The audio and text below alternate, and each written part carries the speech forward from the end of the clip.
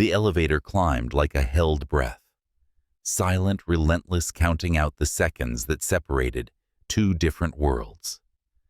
Kate Johnson adjusted the small pearl button near her collarbone, the one that never stayed on, no matter how many times she sewed it back. Her palms were slick. She could hear her own heartbeat louder than the soft hum of the elevator. Tang 38. The voice chimed. The top floor. The air up there was supposed to be thinner, colder, where decisions cost millions and mistakes cost lives. Kate was an assistant one of hundreds. Southside Chicago born, first-generation college graduate, too many student loans, too few safety nets. She'd fought to be here. Every email triple-checked, every coffee order perfect. She lived in the quiet corners of the office where ambition was whispered, not shown. So why today? Why the sudden call from the executive suite? Everyone said the 38th floor was sacred ground. Assistants didn't go up there unless it was for good news or the end. Her reflection in the mirror doors looked back at her brown skin, glowing under fluorescent light eyes, tired but defiant. "Hold it together, Kate," she whispered. When the doors opened, cold air met her face like judgment. The floor was immaculate marble veined, like ice. Every sound the click of her modest heels. The faint buzz of overhead light felt magnified, almost accusatory. Then she saw her. Eleanor Hart, the kind of woman whose posture could cut glass. Dressed in a slate-gray suit, pearls precise, not a hair out of place. The matriarch behind Hart Global, mother of the CEO. "Miss Johnson Slenner," said her voice, smooth-clipped, designed to be obeyed. "Follow me." Kate swallowed and obeyed. They entered a private lounge, soft lighting, muted art, the faint scent of white lilies. Nothing about it felt comforting. Eleanor stood by the window overlooking the skyline. "I suppose you've heard the rumors." Kate's pulse jumped. "Yes, ma'am. But they're not true. I've kept everything professional." Eleanor turned her gaze, sharp enough to peel skin. Professional. She stepped closer. The sound of her heels against the carpet was surgical. "You think it's professional to linger by his side, to laugh at his jokes like you understand him, to look at him the way you do." Kate's throat tightened. "I didn't mean to." "You didn't mean to?" Eleanor echoed softly, studying her like a specimen. "You seem like a good girl, modest, quiet. That's why he pities you." Kate flinched. "But pity," Eleanor continued, "turns into distraction. And distraction ruins men like my son, men born to lead." Kate wanted to disappear. The words clawed at something raw inside her.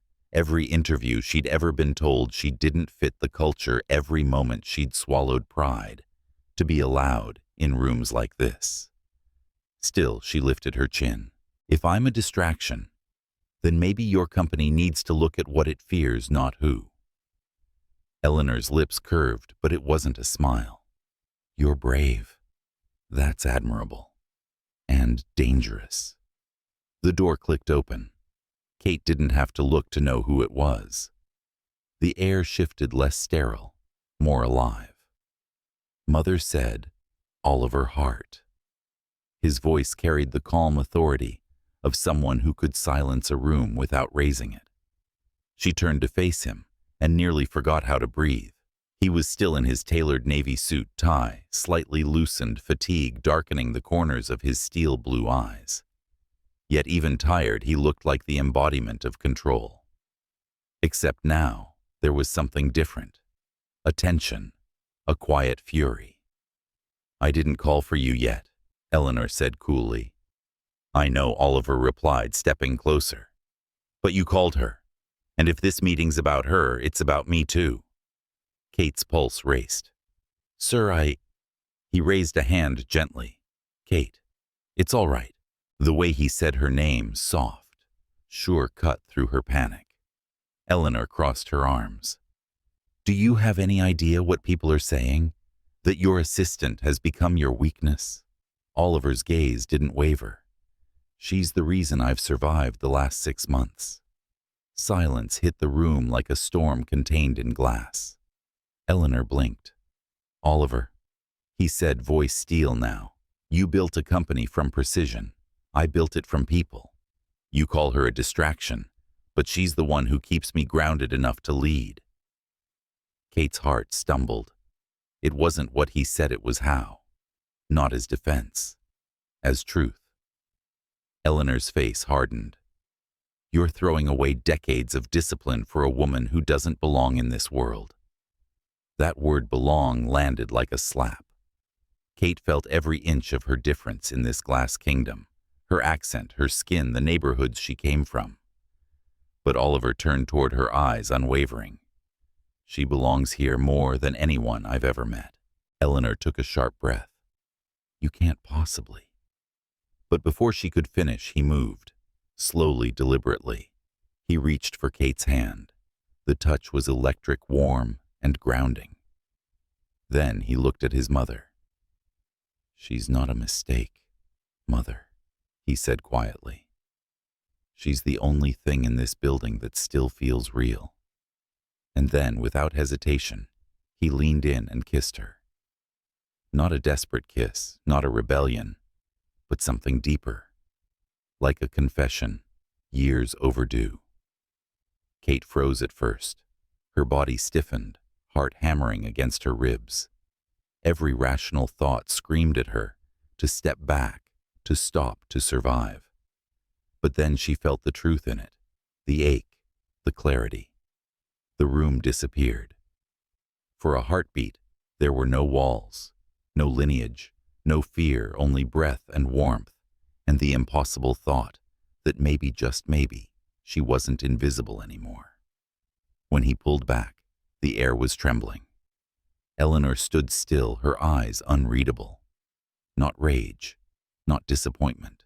Something else, recognition maybe of a power she no longer controlled. Kate's lips parted, but no words came. Oliver's voice was soft now, only for her.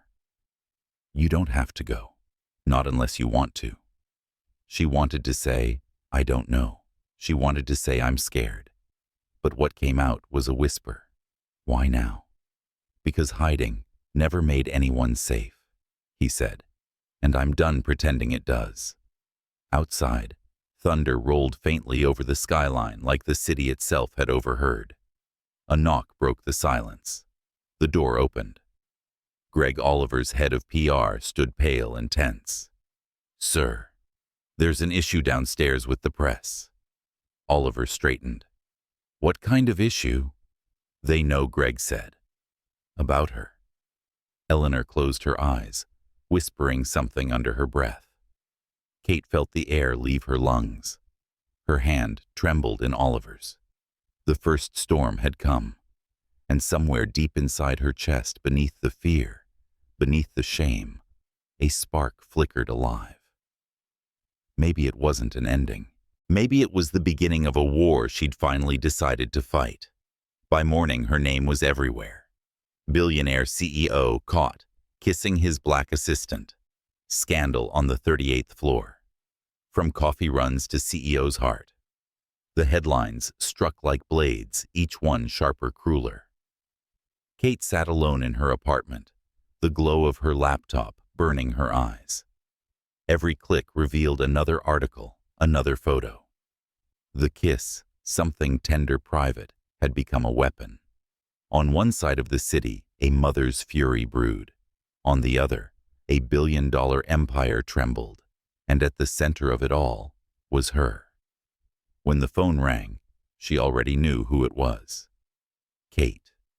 Eleanor Hart's voice was soft, but there was no warmth in it. You've caused a crisis. The board is furious. Clients are calling to reconsider contracts. My son's judgment is being questioned. Kate swallowed. I never wanted. Eleanor cut her off. Intentions don't matter in this world, dear. Only perception. And right now you look like the reason a company bleeds." The line went dead. Kate sat frozen, staring at her reflection in the dark window. The city lights blinked like cold eyes. For a fleeting moment, she considered packing up, leaving everything.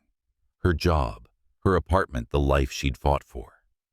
Maybe disappearing was the only way to stop the noise. But then the doorbell rang. When she opened it, Oliver stood there. No security, no press team, just him. He looked exhausted, his shirt-wrinkled tie gone, his usual composure cracked at the edges. But his eyes, they still held her steady. "They're tearing you apart online," she whispered. "They're tearing us apart," he corrected. "I should resign," she said quietly. "It would make things easier for you." Oliver shook his head. "If you disappear, they win. They'll say I used you and threw you away. They'll turn your silence into proof." Her throat tightened. "And if I stay?" He stepped closer. "Then we tell the truth, together." By afternoon, the conference room on the 38th floor looked more like a battlefield than a boardroom. Reporters packed every corner, cameras, blinking microphones stacked like weapons. Greg, the PR director, whispered instructions. "Keep your answers short. No emotion. Deny nothing. Admit nothing." Oliver ignored him. When he stepped onto the stage, the murmurs died instantly. The spotlight hit him like a verdict. Kate stood just behind, trying to steady her breath. "Good afternoon," he began. His voice was calm, almost disarmingly so. "I know why you're here. You've seen the photos, the headlines, the speculations. You're wondering if they're true." He paused. Cameras zoomed in. The room was airless. "They are," he said simply, "but not in the way you think." A wave of murmurs broke out. "She's not a scandal," Oliver continued. "She's the reason I've survived the hardest 6 months of my life. She's not a distraction. She's the reason I still show up." The words hung heavy, cutting through the noise. Kate's chest burned. Her fingers dug into her palm to keep from shaking. "She's earned her place here," Oliver said, looking at her now. "And if that offends you, then maybe it's not us who need to change." 1,000 flashes exploded at once. The silence that followed was electric, almost reverent. Then, chaos. Reporters shouting questions, Greg trying to restore order, Eleanor watching from the corner with a face carved from stone. Through it all, Kate stood still, caught between disbelief and awe. And then her phone buzzed. An unknown number. "You don't belong beside him. Leave now before everything burns." Her breath caught. The message was short, but the chill it left behind was long. She glanced at Oliver, who was still speaking, still fighting for her, in front of the world. A man born in privilege, standing in the fire for a woman the world said didn't belong in his orbit. Maybe love wasn't the right word for it yet, but it was something close, something dangerous, something real. By nightfall, the story had mutated.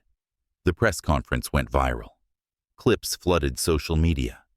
Half the comments called her brave. The other half called her names she didn't dare read aloud.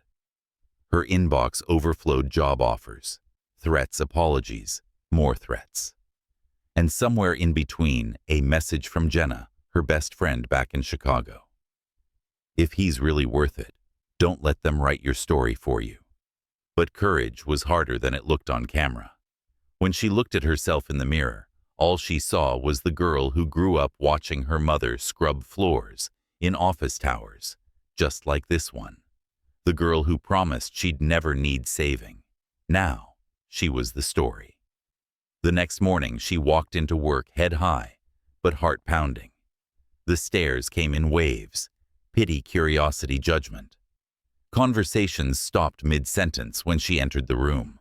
By the elevators, someone whispered just loud enough for her to hear. "He'll get tired of her once the headlines fade." She didn't turn around. When the elevator opened, Oliver was waiting. His expression softened when he saw her, like relief and worry tangled together. "You shouldn't be here," he said quietly.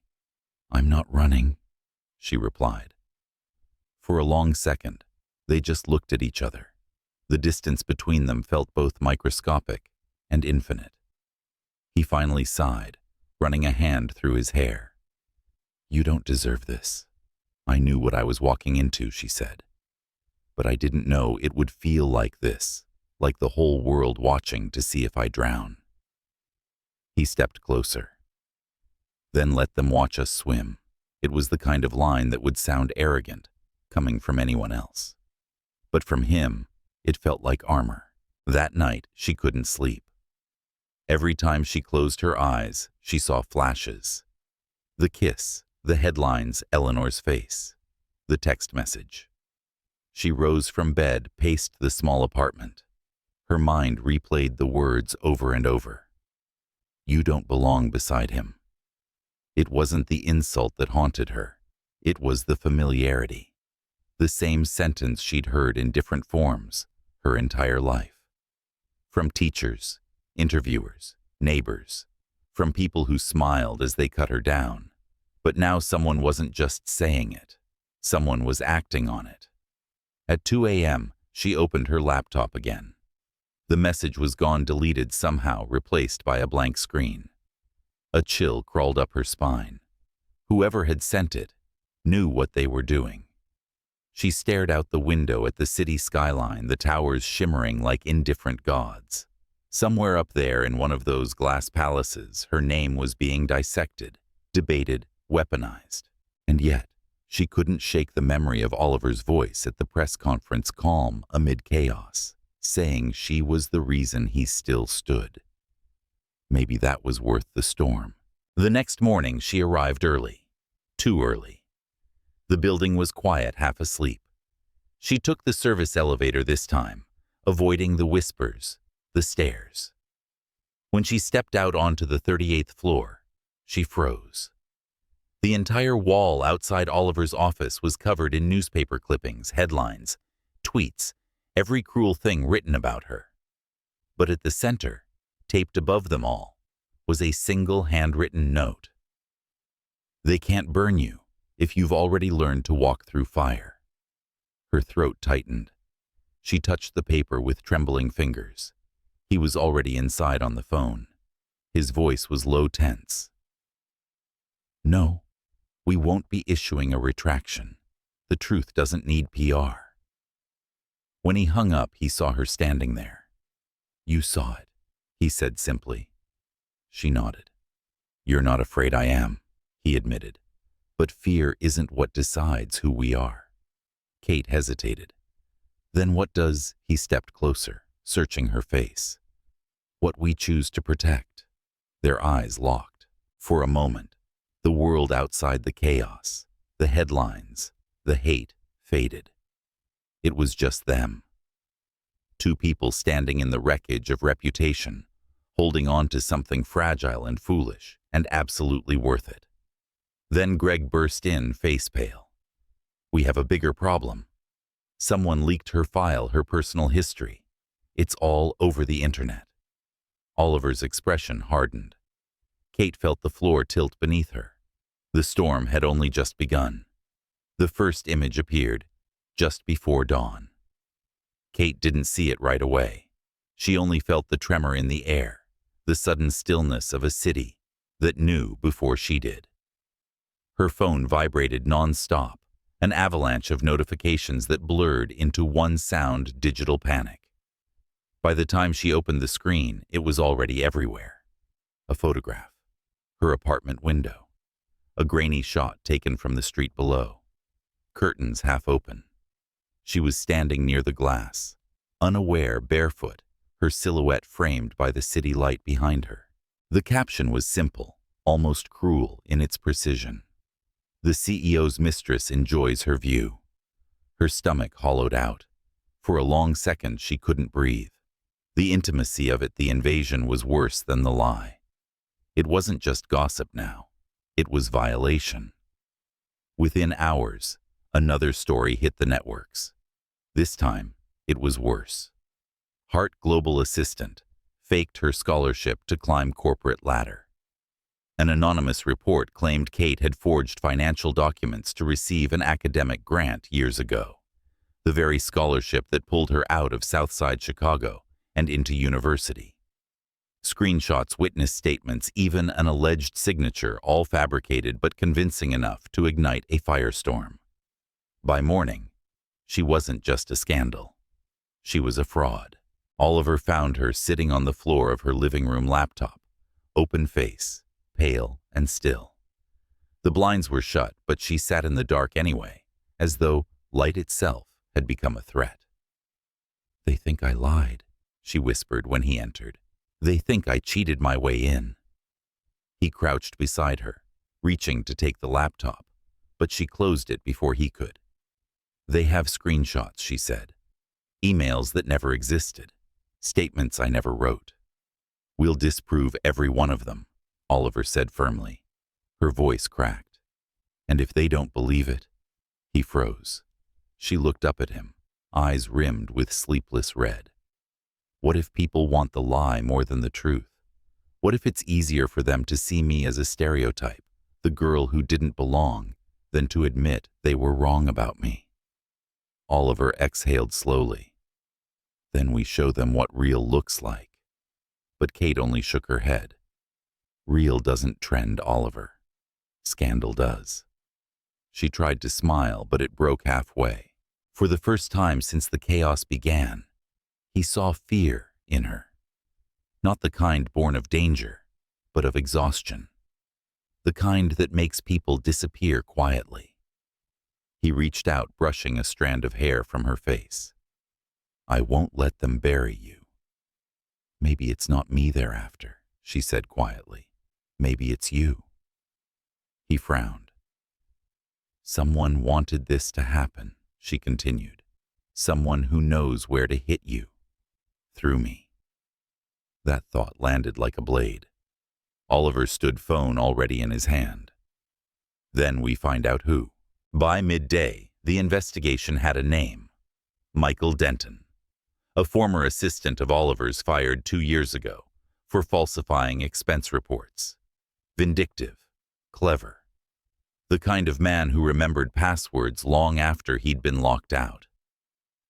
He'd been selling old data files, payrolls, emails, archived employee documents to anyone who'd pay, including Marissa Dean.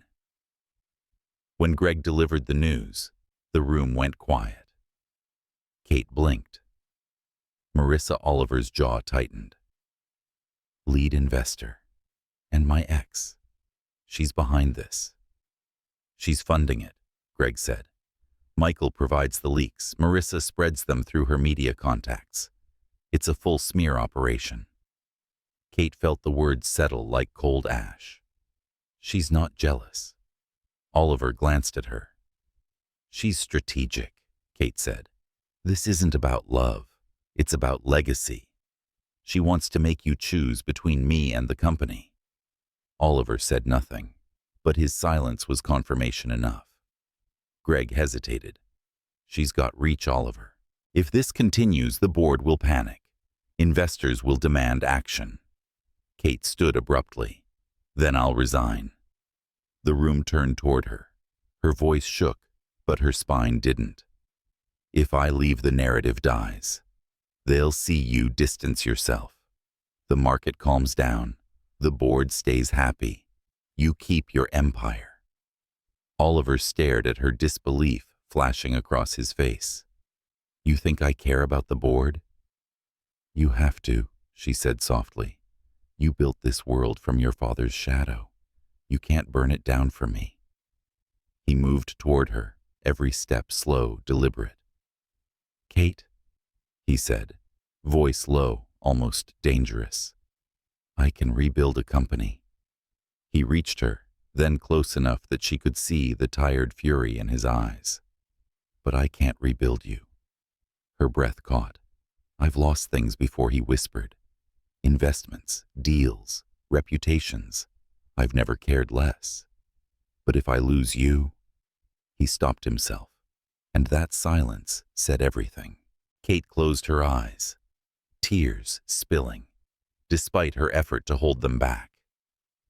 She hadn't realized until that moment how deeply the fear of being disposable had lived inside her, how easily she'd believed the world when it told her she was temporary. Now someone was telling her the opposite, and she didn't know how to breathe through it.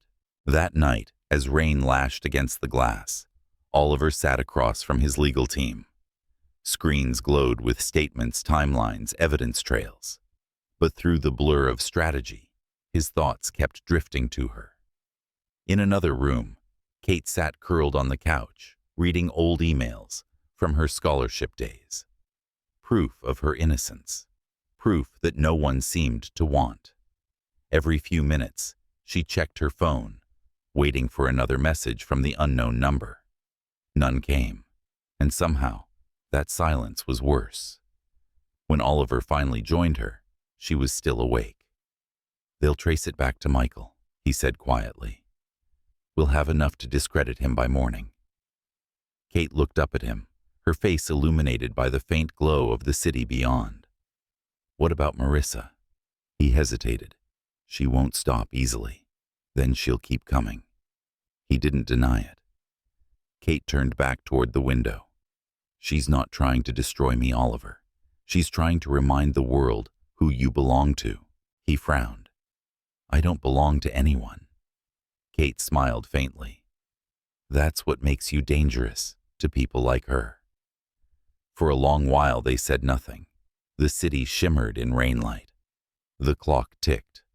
Somewhere between the hum of traffic and the heartbeat of thunder, she leaned into him, not for comfort, but for stillness. "I used to believe," she murmured, "that people like me only survived in someone else's story. That if I got too close to the center, I'd be erased." "And now," he asked, "now I think I was meant to rewrite it." Oliver looked down at her, the smallest smile tugging at the corner of his mouth. "Then let's start there." Outside, lightning flared across the skyline, bright, brief, defiant, and though neither of them said it, both knew the same truth. This was no longer just a scandal. It was a war. Somewhere out there, someone was still watching, and soon they would strike again. The message came just after midnight. Unknown number. "I know what happened in Chicago." Kate froze. The words glowed coldly on her phone screen, quiet but merciless, the kind of sentence that didn't just threaten. It knew. Her hand trembled as she reread it again and again, until the letters blurred into a shape she'd been trying to forget for years. Chicago. The memory clawed its way back up from the place she'd buried it. 19 years old, alone in a city that promised opportunity but delivered silence. Her chest tightened. She shut off the phone, but the darkness pressed closer instead of easing. The hum of the city outside faded into the sound she remembered most, a voice low and heavy, saying her name like ownership. She hadn't thought of him in years. Ryan Caldwell, senior analyst, mentor, predator. By the time Oliver noticed something was wrong, dawn had already started bleeding across the skyline. She was sitting on the balcony barefoot, arms wrapped around her knees. The city light painted her face in dull gold. He stepped closer. "You didn't sleep." Kate didn't turn around. "Some things don't let you." Oliver knelt beside her. "Talk to me." She hesitated. The words felt rusted old. "When I was 19, I worked at a firm in Chicago. An internship I thought would change everything." He listened, silent. "There was a man there, one of the senior analysts. Everyone loved him. He said he wanted to help me, that he saw potential." Her voice cracked. "He followed me home one night, said he just wanted to talk. I told him no. He didn't listen." Oliver's jaw tightened, but he didn't interrupt. I fought him off, she whispered, screamed until the neighbors came out. But afterward, the company called me in. HR said it was a misunderstanding, that if I went public, no one would hire me again. Tears welled, but she blinked them away. They made me sign a statement, said if I stayed quiet, they'd still give me my recommendation letter. I needed it. I took it. Silence. Oliver's eyes were glassy, not from anger, but grief for her, for the girl she used to be. You never told anyone. Kate shook her head. No one would have cared. I was poor young black from the South Side. He was everything I wasn't.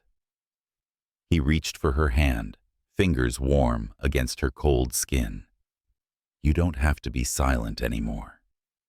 She looked at him, at the steadiness, the quiet strength, and for the first time in years, she let someone see her fear without apology. By morning, she'd made a decision. Her name was already in every headline, her past already dissected.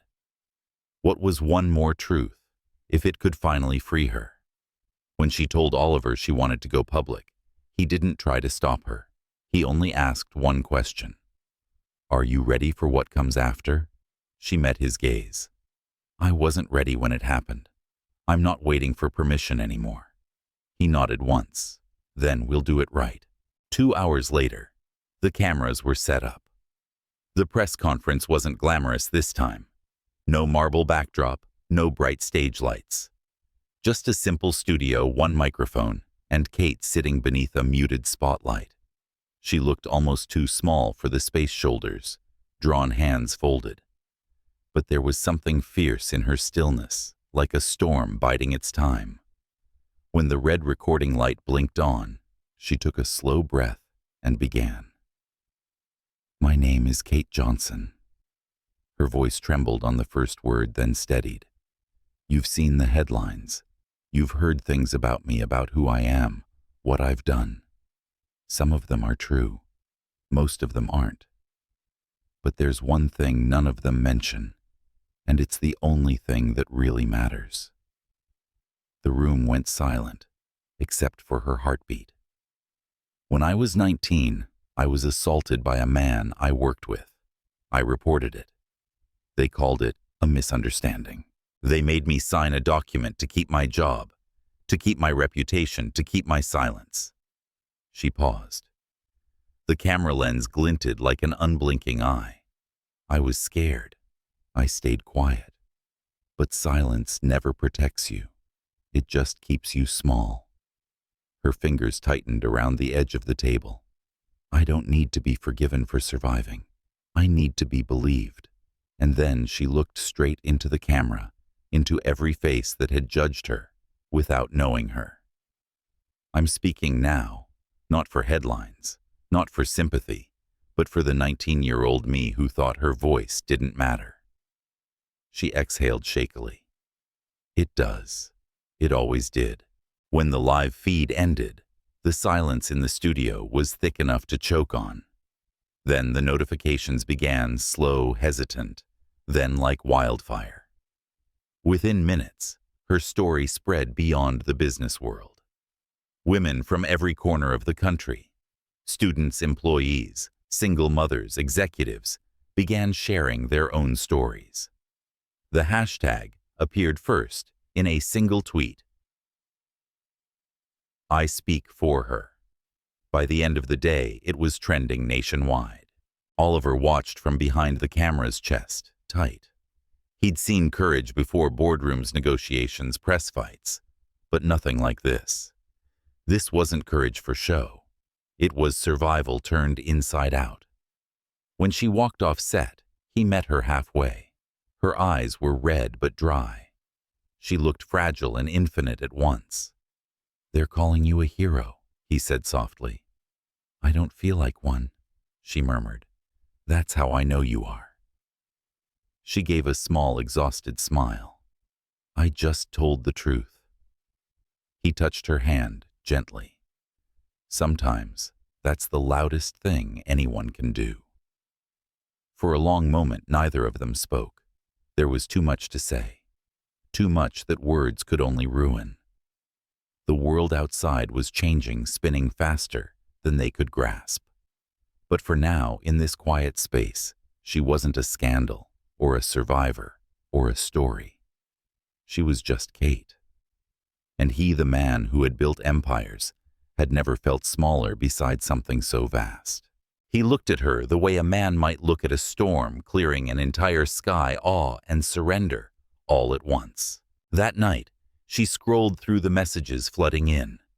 Women she'd never met thanking her men, apologizing for never having listened, before young girls saying they finally felt seen.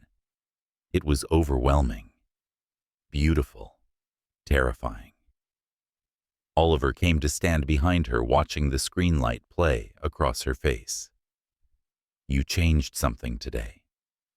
Kate shook her head. "I just reminded them they could speak. And they will," he said, "because you did." But beneath his pride, a new worry flickered, the understanding that the more visible she became, the more dangerous her world would get. When her phone buzzed again, she glanced down. Another unknown number, another message. "You think truth will save you. Wait until he knows everything." Her breath caught. Oliver noticed the shift in her face immediately. "What is it?" She turned the screen toward him, the words trembling in her hand. He frowned, reading it once, twice. "Who's he?" She didn't answer, because somewhere deep in her chest an old suspicion was waking, one name she hadn't said aloud in years, and she wasn't sure she was ready to face him again. The call came just after sunrise. Oliver was in the kitchen pouring coffee into 2 mugs when his phone buzzed. The name on the screen froze him mid-motion. Mother. He hadn't spoken to her since the press conference. The silence between them had been a kind of truce, one held together by exhaustion rather than forgiveness. He answered anyway. "Mother." Her voice came quiet, composed, but edged with something that made his chest tighten.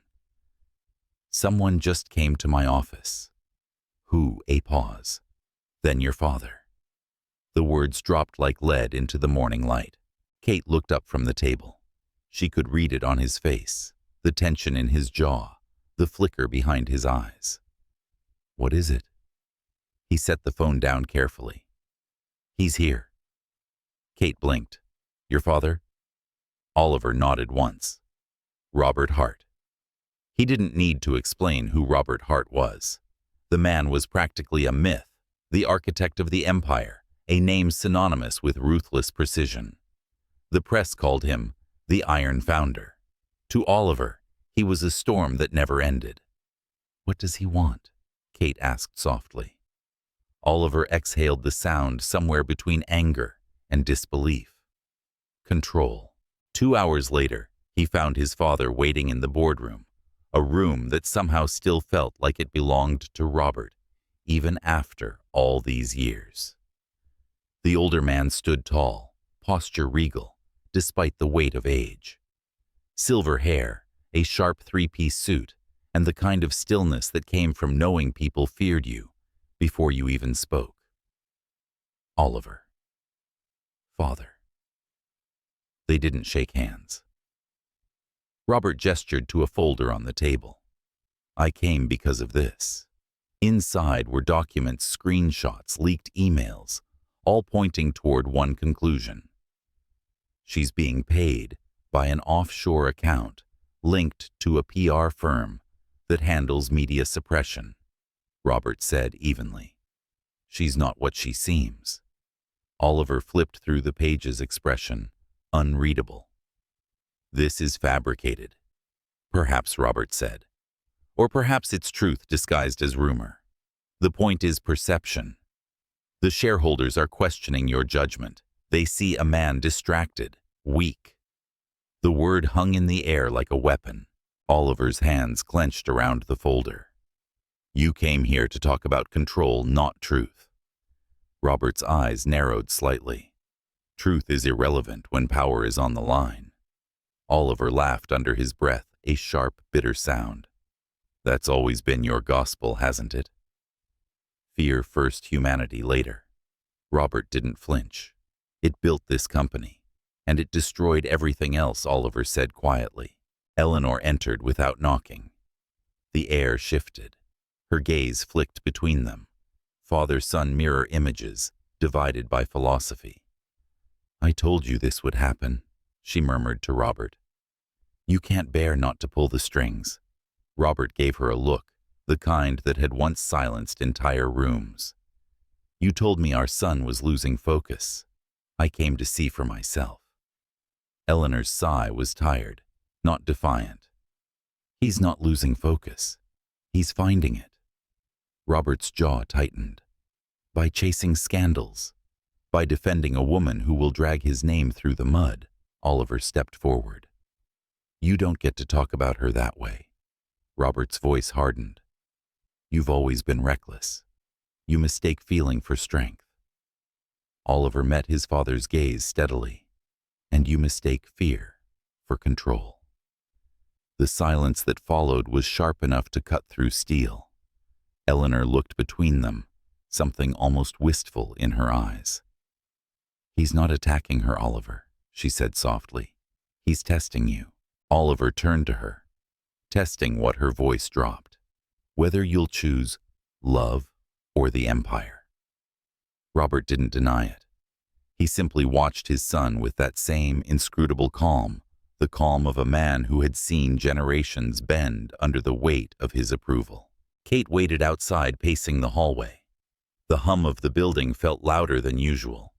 The whispers, the clicking heels, the muted tones of people pretending not to stare. When the door opened, Oliver stepped out, face pale, but resolute. How did it go? She asked. He didn't answer immediately. He just looked at her, really looked, and she saw it there, the fracture between the man he had been raised to be and the man he was becoming. He wants me to let you go, Oliver said finally. He says the board will back his decision, that the empire can't survive another scandal. Kate swallowed. And if you don't, then he'll take the company back himself.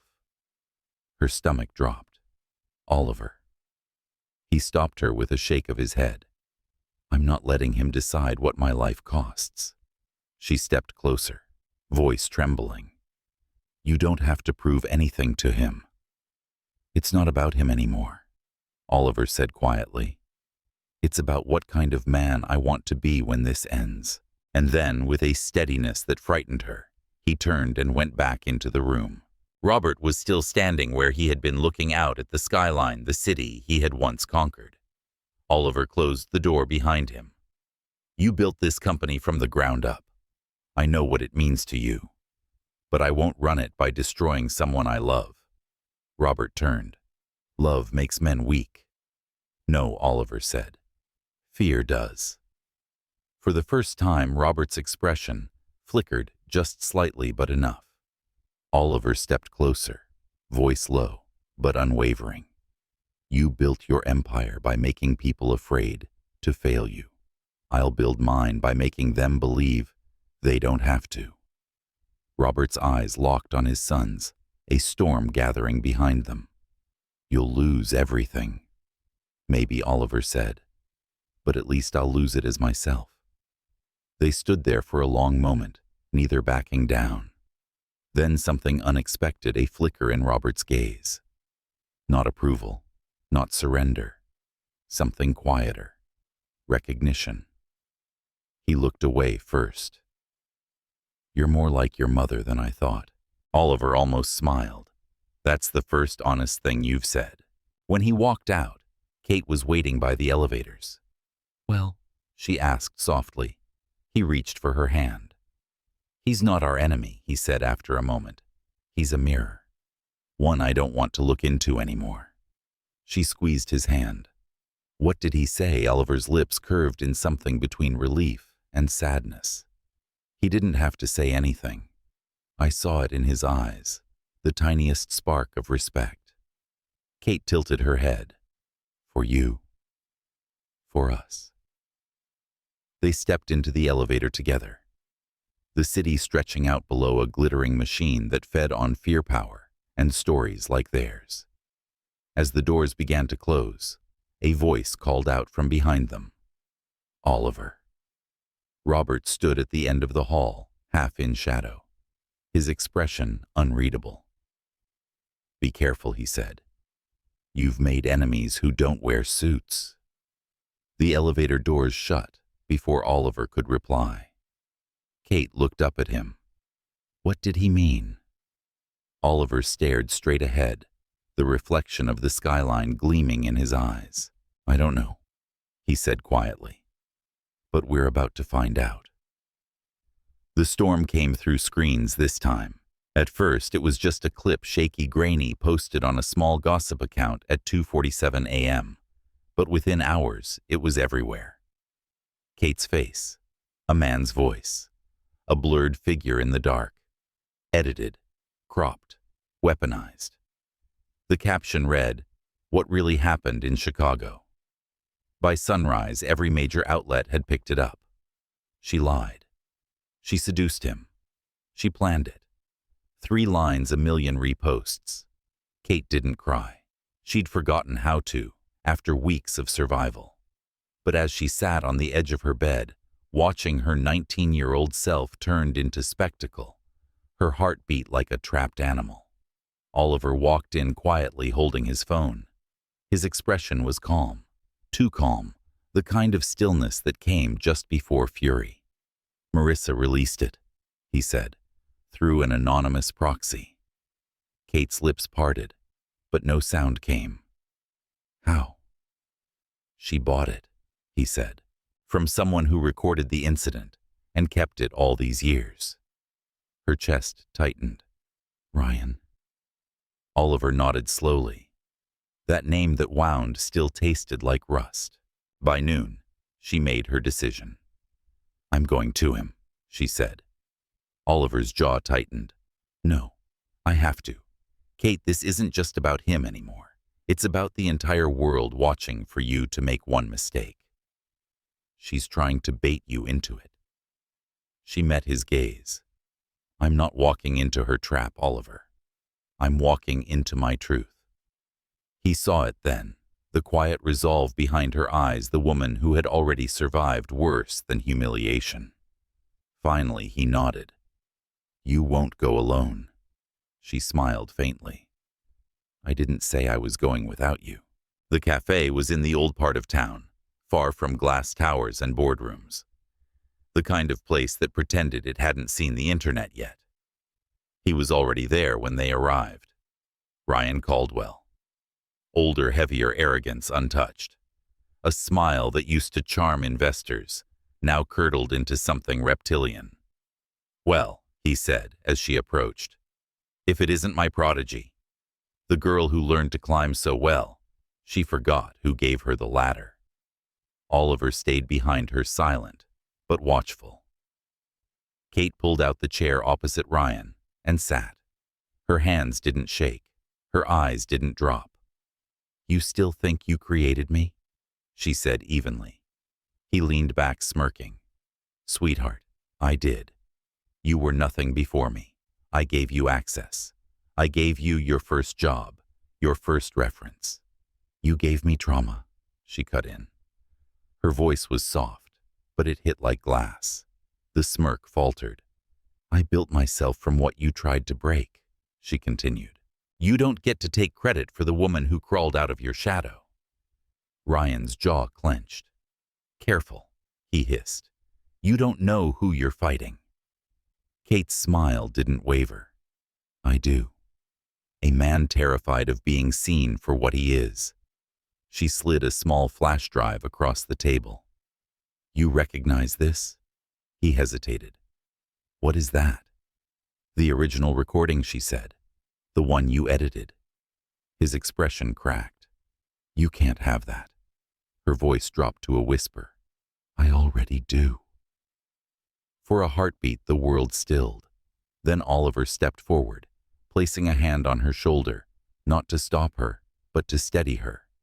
Ryan's composure crumbled. You can't prove anything. That footage was destroyed. Kate rose slowly, her eyes level with his. No, Ryan. You destroyed the copies that made you look bad. But you forgot something: predators always leave evidence. He paled. Kate turned to leave. You don't own my story anymore. 2 hours later, the unedited footage hit the internet. No cuts, no false angles, no lies. It was harrowing, the trembling voice of a young woman saying no, the proof that had been buried under NDAs and silence. Within minutes, the narrative flipped. The same outlets that had condemned her began issuing retractions. The same commentators who'd mocked her now spoke her name with shame. Hashtags changed overnight. I speak for her. Hash I speak because of her and Marissa Dean. By evening, the board had convened an emergency session. The leaked PR payments, the manipulation, the fabricated evidence, it was all traced back to her. She was removed from her position, escorted out under flashing cameras, her face cold and perfect, even in disgrace. When the news broke, Kate was sitting in Oliver's office, staring out at the city. He came in quietly, closing the door behind him. She's gone, he said. The board voted her out unanimously. Kate didn't look up. And Ryan, in custody. The footage alone was enough. She nodded slowly, letting the words settle. It's over then. Oliver walked to her side, crouched beside her chair. No, he said softly. It's beginning. She looked at him, puzzled. He smiled faintly. You didn't just clear your name, Kate. You opened a door for every woman who's been told to stay silent. Her throat tightened. That wasn't my goal. I know. He reached for her hand. That's why it mattered. That night, the streets outside gleamed with rain. The city had gone quiet again, not from fear this time, but from something like respect. Kate stood on the balcony, the wind tugging gently at her hair. Oliver stepped behind her, wrapping his arms around her waist. She leaned back into him, eyes on the horizon. Do you ever think about how much they'll still judge us? He smiled against her hair.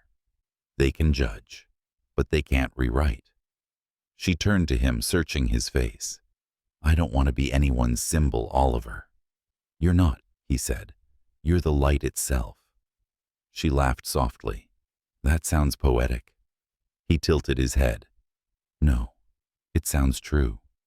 Then more quietly, you don't have to be my light. You already are your own. Kate closed her eyes, letting the words settle somewhere deep inside her, in the place where shame had once lived. The rain thickened, drumming softly against the glass. Inside the television played muted clips, commentators discussing reform protests beginning outside corporations that had silenced women for decades, new voices rising under the banner she had unknowingly ignited.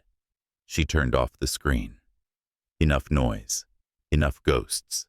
For now there was only breath and the faint hum of the world shifting under the weight of truth. Later, when Oliver had fallen asleep beside her, her phone buzzed again. No name, no number, just a message. You think the storm is over? You have no idea who else was watching. Her blood went cold. Outside, a flash of lightning lit up the skyline, brief, blinding, gone. Kate looked out into the night, heart hammering, and somewhere in the reflection of the glass behind her own eyes, a darker shadow seemed to move. The summons came at dawn. An emergency board meeting. Subject line, leadership and public trust. Sender, Robert Hart. Oliver read the email once, twice, then set his phone down without a word. Kate stood at the window, watching the early sun bleed across the skyline, a city still reeling from the chaos she had set free, and yet somehow more awake than before. He's calling the meeting himself, she asked softly. Yes, that's never good. Oliver almost smiled. No, but maybe it's necessary. She turned, searching his face. What are you planning to do? He looked at her, then really looked as though memorizing the curve of her shoulders, the steadiness in her eyes. "What I should have done long ago," he said. By 9 a.m., the conference floor was humming with tension. The boardroom a sleek expanse of glass chrome and fear filled with murmurs. Men and women in tailored suits whispered behind hands, their eyes flicking between screens and gossip. The doors opened. Oliver walked in first, composed, unhurried. Kate followed, dressed in deep navy, the color of quiet power. At the head of the table, Robert Hart stood waiting. His presence stilled the room the way thunder warns the sky. "Let's begin," he said. The meeting started with projections, numbers, charts, the language of control. Greg summarized the recovery statistics, the stock fluctuations, the damage control after Marissa's removal. But the air was electric with something unspoken. Everyone knew this wasn't about data. When Robert finally raised a hand, silence fell. "Oliver," he said evenly, "you've rebuilt order from chaos. But the board has concerns. Trust has been shaken. We can't afford another fracture." He paused, letting the words weigh on the room. Perhaps it's time to restore leadership, to remind the world that Hart Global is still Hart Global. There it was, the polite execution. Oliver leaned back, eyes calm. "You mean it's time for me to step down?" No one spoke, but the silence was agreement enough. Robert's gaze softened, almost fatherly. "You've done well, son. But love and leadership rarely coexist." The phrase landed like a blade disguised as wisdom. Kate sat motionless beside him, her pulse thundering. For a long moment, Oliver said nothing. Then he rose slowly, his chair scraping softly against the marble. "You're right," he said. "They rarely coexist, because too many leaders are too afraid to lead with love." The room tensed. "I've spent years carrying your version of this company," he continued, eyes fixed on his father. "The empire of fear, of silence, of men who think empathy is weakness." Robert's expression darkened, but Oliver pressed on. "Today that ends." He reached into his jacket and placed an envelope on the table. "Effective immediately, I'm resigning as CEO." The room gasped. Robert stared at him, shock flashing beneath the stoicism. "You can't just—" "I can," Oliver said quietly. "Because power isn't what defines this company. People do." He turned toward Kate, who was still frozen in disbelief. "And I'm nominating Kate Johnson as the new Chief Strategy Officer to lead the next chapter of Hart Global." You could have heard a pin drop. Kate blinked her mind, refusing to catch up. "Oliver." He met her gaze, his voice steady. "You earned it. Every piece of this. You rebuilt what I couldn't trust." The board erupted. Murmurs, outrage, disbelief. A few clapped uncertainly. Others whispered words like impossible and public suicide. Robert stood palms flat on the table. "You would hand over your legacy to her." Oliver's eyes didn't waver. "It was never mine to keep." "The world has changed, Father. Maybe it's time we let it." The old man's chest rose and fell, fury and pride wrestling behind his calm. "You're making a mistake." Oliver smiled faintly. "Maybe, but it'll be my mistake." For a moment, Robert said nothing. The silence stretched until it became something else. Not disapproval, but reckoning. Then, to everyone's surprise, the corners of his mouth twitched into the faintest trace of a smile. "I built a kingdom in darkness," he said, voice low. "You're lighting candles where I cast shadows." He looked at Kate. "Make sure you don't burn with them." And then, slowly, almost imperceptibly, he raised his hand. "I vote yes." Gasps rippled across the table. One by one, the other board members followed. Some hesitated, Some smiled, but the tide had turned. When the last vote was cast, the motion passed. Kate Johnson, once the assistant everyone overlooked, was now the woman steering the future of Heart Global.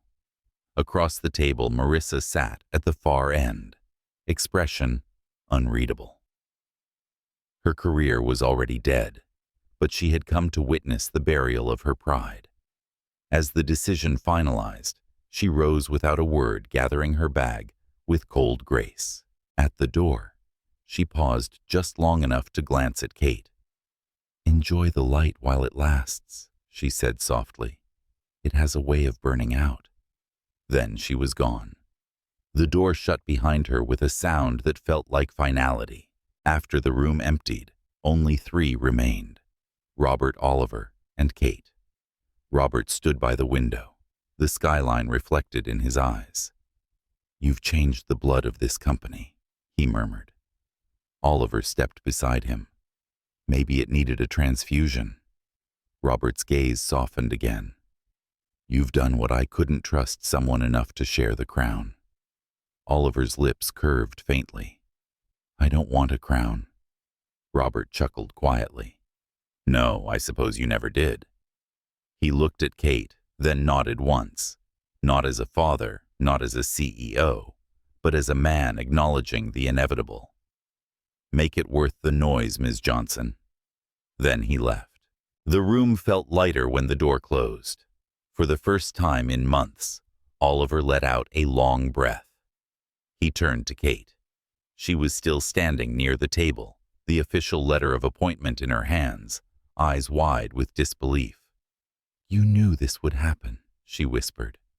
"No," he said softly. "I just knew what had to." She looked at him, at the man who had once stood above her and now beside her. "You gave up everything." He shook his head. "I didn't give it up. I passed it on." There was silence. Not awkward, not heavy, just full. Then quietly he reached for her hand. "I don't want you behind me anymore, Kate," he said. "I want you beside me." She smiled, slow and sure. Then we walked together. She stepped closer, their foreheads nearly touching. "No one leads, no one follows." "Agreed," he whispered. Outside, the sun finally broke free from the clouds, flooding the room in gold. For the first time, the empire felt alive, not ruled, but reborn. Later that night, the city lights shimmered like a pulse. From the balcony of the Hart Building, Kate looked out at the world she had once been told she'd never belong to. Now it belonged to her not as conquest, but as possibility. Behind her, Oliver approached, a faint smile playing on his lips. "So, Madame Director," he said softly, "how does it feel?" She turned to him, eyes bright, like standing at the edge of something new. "Scary," she nodded, "but worth it." He laughed quietly. "Good, because something tells me the storm isn't over." She raised a brow. "And what makes you think that?" He tilted his head toward the skyline. "Because peace doesn't last long when power changes hands." And in the distance, beneath the hum of the city, a shadow moved, small, deliberate, watching.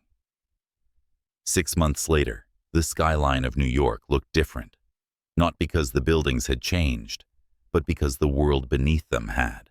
At the top of what was once Hart Global Headquarters, the sign no longer bore a single name. Now, in brushed silver letters, it read, "The Hart Johnson Foundation." A new beginning, a promise made visible. Inside, the grand hall pulsed with light and quiet anticipation. Rows of chairs, filled with young women students, dreamers, fighters, waited for the ceremony to begin. On every seat was a small card, embossed with a line in gold, because no one should have to earn the right to be seen. Backstage, Kate stood in front of a mirror, adjusting the simple white dress she'd chosen for the event. No designer labels, no armor of luxury, just elegance and peace. Her reflection didn't look like the woman she used to be. The fear that once shadowed her eyes had softened into something stronger conviction. Behind her, Oliver appeared, fixing the cuff of his suit. He paused, watching her quietly. "You're shaking," he said softly. She smiled faintly. Not fear this time, just breath. He stepped closer, his reflection joining hers. 6 months ago, we were fighting to survive a scandal. Now you're about to launch something that might change lives. She looked at him through the mirror. "We," she corrected. He shook his head. "No. You're the one who rebuilt the meaning of this place." She turned, resting a hand against his chest.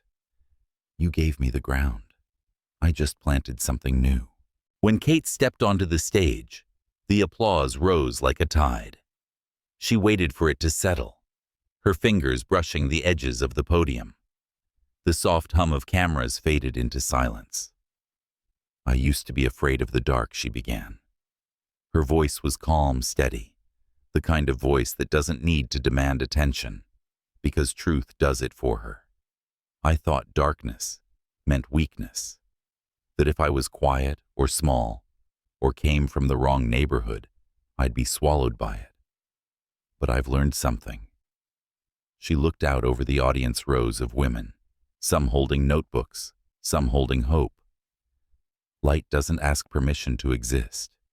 It just is. A pause. And when you finally stop apologizing for shining, the world has to change its eyes, not you. The room was silent for a heartbeat. Then the applause began again, soft at first, then thunderous, rising until even the glass walls trembled. Eleanor Hart, sitting in the front row, blinked back tears. She turned to her son, whispering, "She has the fire I once tried to extinguish in you." Oliver's gaze stayed on Kate. "No," he said quietly. She reignited it. After the ceremony, the hall filled with laughter and conversations. Reporters interviewed scholarship recipients, young women from Detroit, Atlanta, Baltimore, each one carrying a story that echoed Kate's in different tones. Kate stood by the window, watching the city pulse beneath her feet. The evening light bled into the glass, painting everything gold. Eleanor approached a rare softness in her expression. "You spoke beautifully," she said. Kate turned, surprised by the gentleness in the older woman's tone. "Thank you." Eleanor hesitated, then added, "You made me remember something I'd forgotten, that power doesn't always have to hurt." Kate smiled faintly. "It can heal too." Eleanor nodded. "It can, if it's in the right hands." They stood there a moment, two women from different worlds. One born to legacy, one forged from its shadows, bound now by the simple understanding that they had both learned to let go. Later on the terrace, the night wind brushed through Kate's hair. Oliver joined her, 2 glasses of champagne in hand. "To the foundation," he said, raising one. She clinked her glass softly against his. "To beginnings." They watched the lights flicker across the city, a sea of windows, stories, and second chances. After a while, she turned to him. "When I first met you, I thought your world ran on control." He smiled. "You weren't wrong. And now," he looked out at the skyline, "now it runs on something messier, braver." She tilted her head. "Like what?" He glanced at her eyes, warm, heartbeat, her lips curved. "Yours or mine?" "Both," he said, and took her hand. The glass beneath them shimmered, the same glass that once reflected power and isolation. Now it reflected something entirely new. 2 people standing side by side, not above or below, just together. The next morning, newspapers across the country carried a headline, "From Scandal to Legacy. The Woman Who Changed Hart Global Forever." Beneath it, a photo, Kate and Oliver, walking through the gala crowd, hand in hand. No spectacle, no defense, just quiet truth. But inside the foundation, beyond headlines and applause, Kate sat in her office. A smaller space now filled not with marble or gold, but sunlight. On her desk lay a folder of new applications letters from young women who dreamed not just of joining corporations, but of changing them. She opened one and read aloud softly, "I want to build a world where girls like me don't have to survive silence to be seen." Her throat tightened. She folded the letter carefully, setting it atop the pile. Oliver appeared in the doorway, leaning against the frame. "You're already building it," he said. She smiled. "I'm just starting." He walked over, slipping his arms around her from behind. "You've already started more than you know." For a moment there was no noise, just their breaths, sinking slow and real, like two parts of the same pulse. That evening they visited the rooftop once more, the same place where they had once stood at the edge of ruin. Now flowers lined the balcony. A small plaque gleamed in the corner, engraved with words Kate had chosen herself. "Truth built this." Oliver brushed his thumb over the engraving. "You really think truth can hold up a building?" She smiled. "It's stronger than fear. Fear collapses. Truth stands." He looked at her for a long time, this woman who had walked through hell without losing her softness. "Kate," he said quietly, "you didn't just change the company." She tilted her head. "What then?" "You changed me." Her eyes glistened. "You gave me the space to." They stood there watching the city breathe below them, a rhythm that wasn't just theirs anymore, but everyone's, who had ever been told they couldn't rise. Downstairs, a group of interns were locking up for the night. One of them, a girl barely 20, looked up at the glowing sign of the foundation and whispered almost to herself, "If she could do it, maybe I can too."